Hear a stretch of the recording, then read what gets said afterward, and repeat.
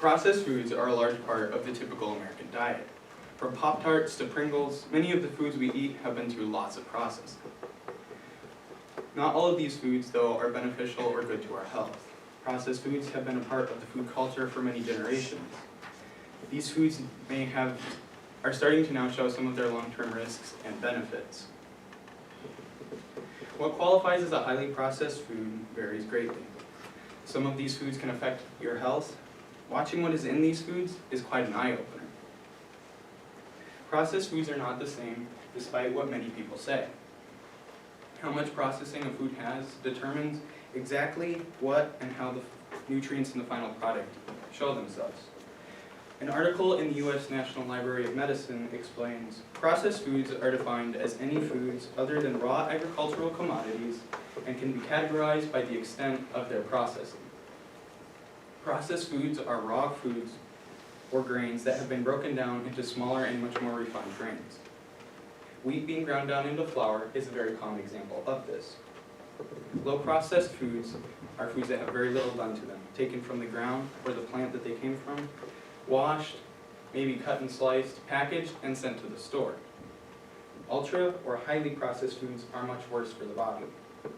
An article published by the Oxford Academic from the American Journal of Clinical Nutrition presents, there is now a greater availability of ready-to-eat or heat-and-eat foods known as highly ultra-processed foods. These foods have little, if any, whole foods left in them and are manufactured with substances that have been extracted from other foods or foods synthesized in laboratories. Processed foods can affect our health in very odd and peculiar ways. Some studies show that the amount of processing your food has can affect your weight gain.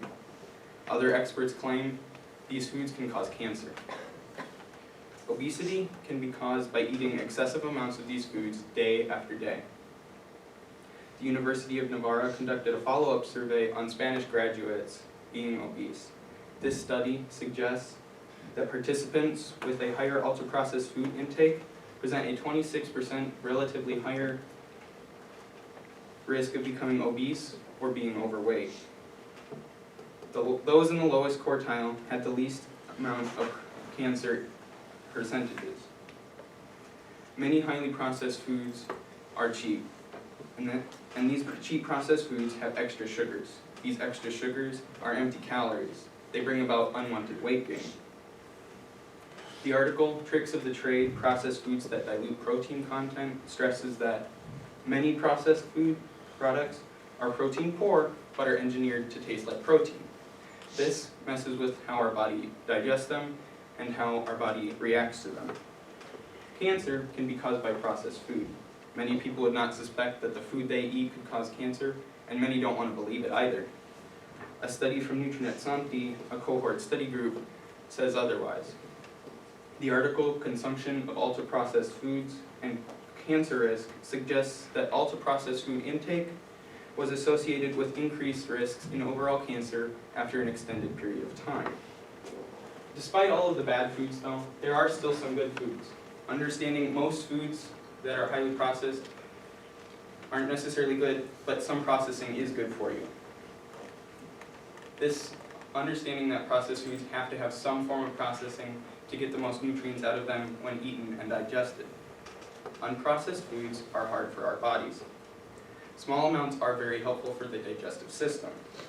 Having a small amount of processing means our bodies can pull more nutrients more easily from them. Reading labels to find out what is in these foods, such as chemicals or other synthesized products, is very helpful. We do not want chemicals or certain products in our body that many of these foods have in them.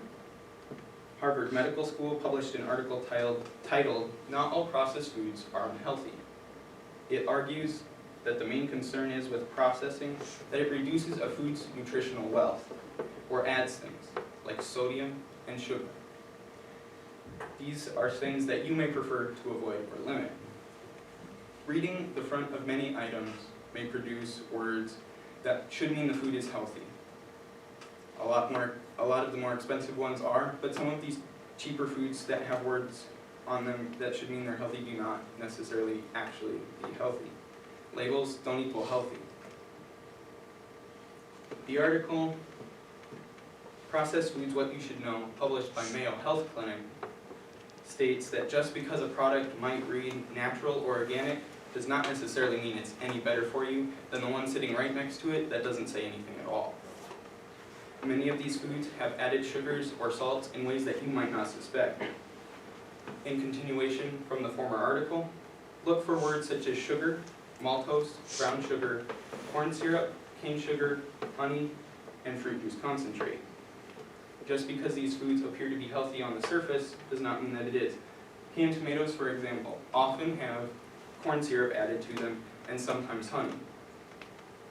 Peanut butter, on the other hand, although it may say natural, often has sodium and some form of sugar added too. What and how our foods are processed changes how we classify them. It changes how we look at them, how we want to eat them, and how we should think about them when we eat them so that our bodies are getting the best things that they deserve. These foods can lead to drastic health problems. Despite all of the bad in these that some of these foods have, there are still some good about them too. While some foods are bad, others are very, very good. The next time we eat our favorite breakfast of Pop-Tarts, or have our favorite snack of Pringles, or maybe want to snack on a Snickers bar, we'll know that there's more behind these foods than originally meets the eye.